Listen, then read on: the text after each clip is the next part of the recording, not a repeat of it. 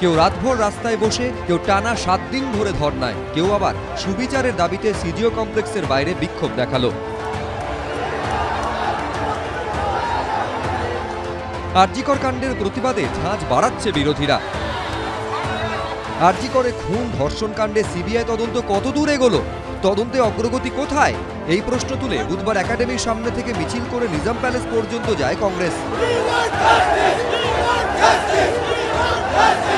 মিছিলে অংশ নেন আব্দুল মান্নান, প্রদীপ ভট্টাচার্য, অমিতাভ চক্রবর্তীরা। সিবিআই দপ্তরের সামনে চলে বিক্ষোভ, স্লোগান। নিজাম প্যালেসের গেট আটকে রেখেছিল বিশাল পুলিশ বাহিনী। গেট ধরে ধাক্কাধাক্কি করেন কংগ্রেসের নেতাকর্মীরা। রাস্তায় আগুন জ্বালিয়ে চলে বিক্ষোভ।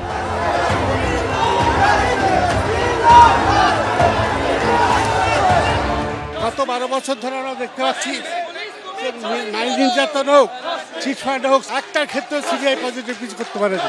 এটা সিবিআই সঙ্গে একটা সেট আপ হয়েছে। রাজ্যের শাসক দল এবং কেন্দ্রীয় শাসক দল একটা অ্যালায়েন্স করেছে। সেই অ্যালায়েন্সের ভিত্তিতে হিডেন এজেন্ডা যে রাজ্য বা কেন্দ্রীয় শাসক দলকে সিবিআই কিছু করে দেয়। 20 দিন হলো ওই ডক্টর মহিলার হত্যাতে কাউকে গ্রেফতার করেনি। এবার যাকে গ্রেফতার করলো তাকে কেস দিল, একটা কারাপশনের কেস দিয়েছে। এখনো ওরা সুরাহা করতে পারেনি যে এই মার্ডারে কারা কারা আছে। তার মানে নিশ্চয়ই দিদি মোদির কোনো আতাত আছে।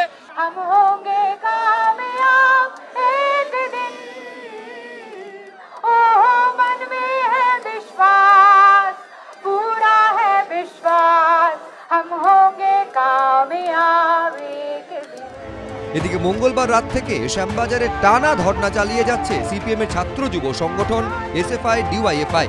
আরজিকর মেডিকেলে চিকিৎসকের ধর্ষণ খুনের বিচার চেয়ে মঙ্গলবার পথে নামেন মীনাক্ষী মুখোপাধ্যায়, দীপশিতা ধররা। রাজাবাজার থেকে শুরু হওয়া মিছিল আরজিকর হাসপাতালে পৌঁছানোর আগেই শ্যামবাজারে আটকে দেয় পুলিশ। রাত থেকে সেখানেই অবস্থান বিক্ষোভ শুরু করেছেন মীনাক্ষীরা। লড়াইটা সরকারের অপরাধকে বাঁচিয়ে রাখার সাথে অপরাধকে শেষ করার।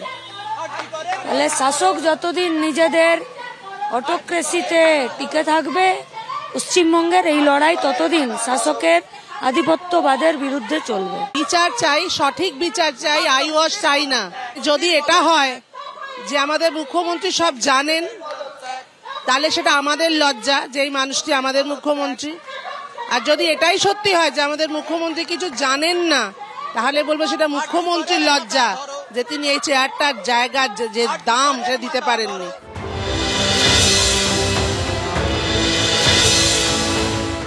নাগরিক সমাজের আরজিকর ইস্যুতে আন্দোলনকে আমরা পুরোদস্তুর সমর্থন করি, কিন্তু সিপিএম, বিজেপি, কংগ্রেস যাদের জমানায় এই ঘটনা বারবার ঘটেছে তাদের বা তাদের মুখোশ পরা আন্দোলন, যারা তৃণমূলের বিরুদ্ধে কুৎসা, মিথ্যা, অপপ্রচার দিয়ে অরাজকতা তৈরি করতে চায় এবং মানুষের আবেগকে বিপথে চালিত করতে চায়, তাদের অপপ্রচারগুলির বিরোধিতা তৃণমূল কংগ্রেস করবে।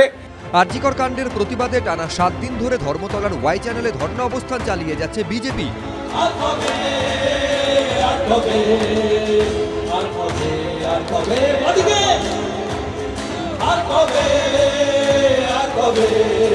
উজ্জ্বল মুখোপাধ্যায়, সৌমিত্র রায়, শিবাশিস মৌলিক, এবিপি আনন্দ।